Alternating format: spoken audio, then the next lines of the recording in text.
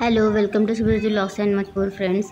तर आम्ही आहे ना, प्रिसूला खूप इच्छा होती झूमध्ये जायची, झू पार्कमध्ये जायची, म्हणून मग आम्ही गेलो होतो तिथे.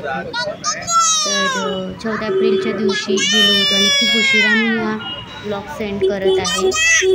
तर इथे बघू शकाल तुम्ही, आम्ही 14 एप्रिलच्या दिवशी गेलो होतो त्यामुळे. आणि इथे नीव खूप मस्ती करत आहे दीक्षाभूमीवरती. तर तिथे दर्शन घेतलं सकाळी सकाळी आणि मग त्यानंतर आहे ना, आम्ही झूमध्ये गेलो, तर नागपूरच्या महाराज बागमध्ये.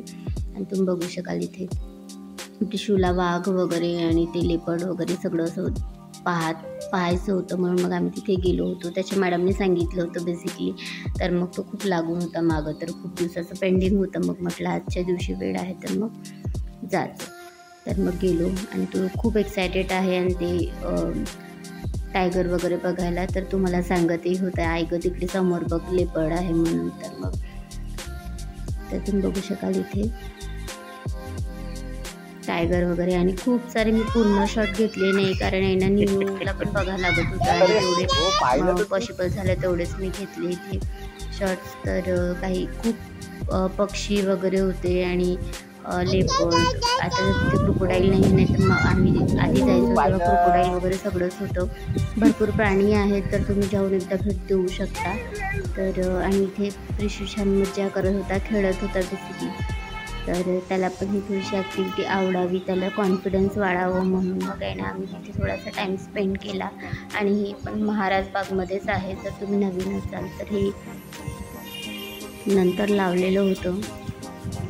आधीच खूप आधी आहे ना, 10-12 वर्षाच्या आधी हे नव्हतं, त्याच्यानंतर हे लावलं होतं. तर इथे पण पोरं खूप मजा करतात आणि तुम्ही बघू शकाल खूप छान एन्जॉयबल आहे. मोठे पण मुलांसोबत करू शकतात ही ॲक्टिव्हिटी.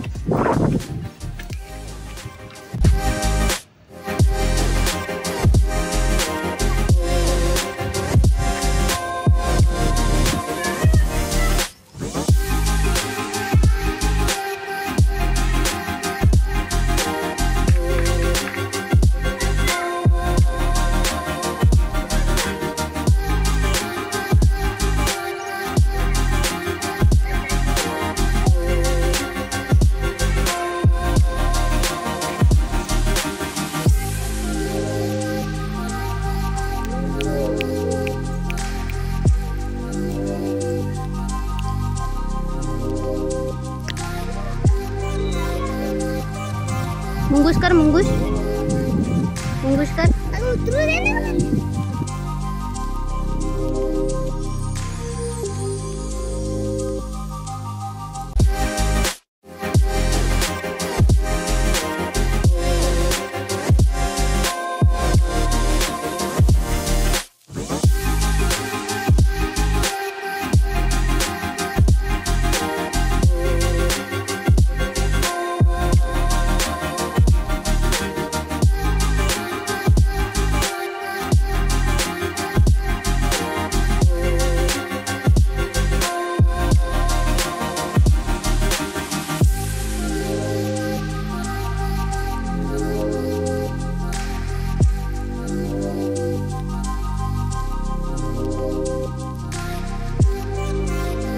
तर खूप थकल्यावर आणि खूप सगळं बघितल्यावर मग आम्ही विचार केला की काहीतरी प्यावं. तर मग कॉफी वगैरे घेतली आम्ही आणि त्यानंतर मग आम्ही हल्दीराममध्ये गेलो, तिथं जेवण केलं आणि मग लगेच निघालो.